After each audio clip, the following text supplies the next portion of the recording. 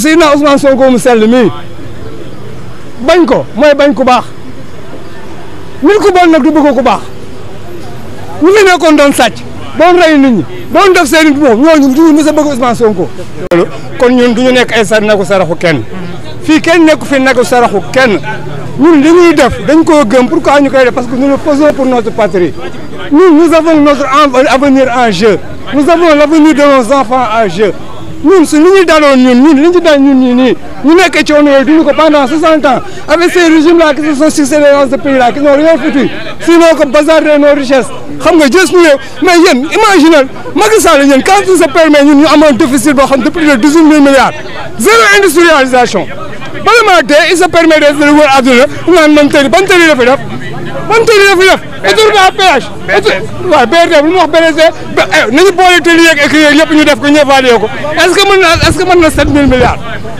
li mu def yooyu yëpp li ñu ko génne est-ce que mën na 7 000 milliards par rapport ak li muy facturé et puis ñun le Sénégal nous en avons assez payé nous en avons assez payé ñun fi ñu toll nii gis ngeen ñun li ñu daal ñun ñii ba ñu nekk ci coono ba suñuy doom di sonn seen avenir seen éducation sax dañu am problème pour gérer suñu éducation doom yi gunge leen ñu dañuy xëy am dépense sax duñ ko am yaa ngi dégg suñu doom yi di xiif di jàng mais ñun vraiment loolu ñu dal ñun loolu la ñuy bañ mu dal suñuy doom loolu moo tax ñun dañuy jóg di xeex ngir ñun loolu mu jóge fii ñu teg réew mi ci yoon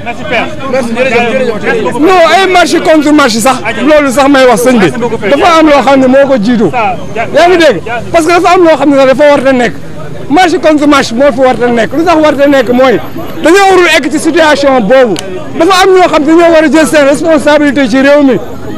dafa am ñoo xam ne dañu war a jël seen responsabilité ci réew mi te xam ni wax dëgg yàlla mais nit ñi dañu sonn nit ñi dañoo xeex ba bëgg a dee yaa ngi dégg mais yéen sëñ bi ñun réew mi mais ñun bu ñu nekkee fi mu toll nii di ut ay plan de redressement plan de redressement premier plan de redressement bi gën a gaaw mais yéen ñun dañu leen woo pour enrichissement illicite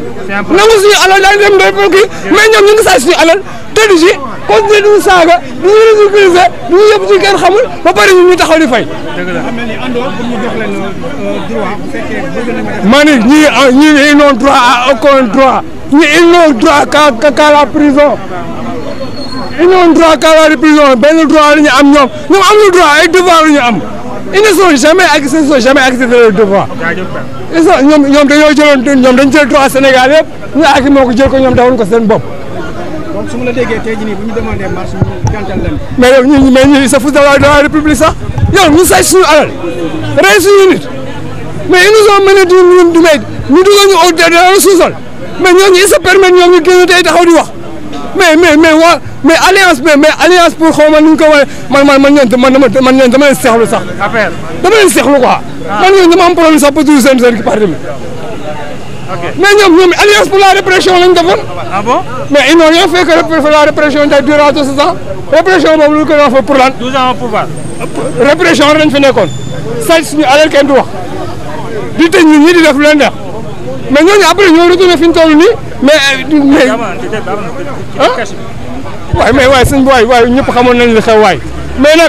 mais nag nañ fàttaliku ni ñun Sénégal yi am nañ ci part de responsabilité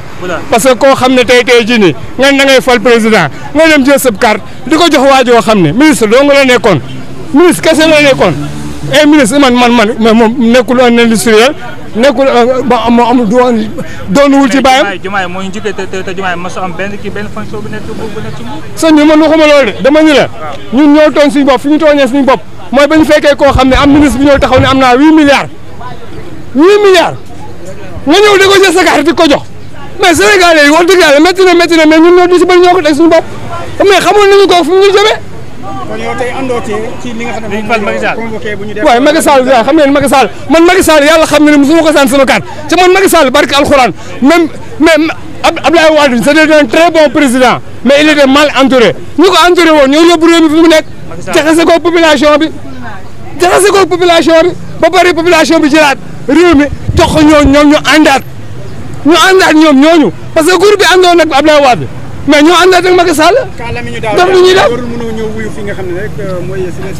man Lamine daal citoyen comme tous les citoyens Lamine daal bu ñu ko wooyee day wuy ji suñu la wooyee damay wuy ji ku ñu woo da ngay wuy ji bu ñu ko wooyee dafay wuy ji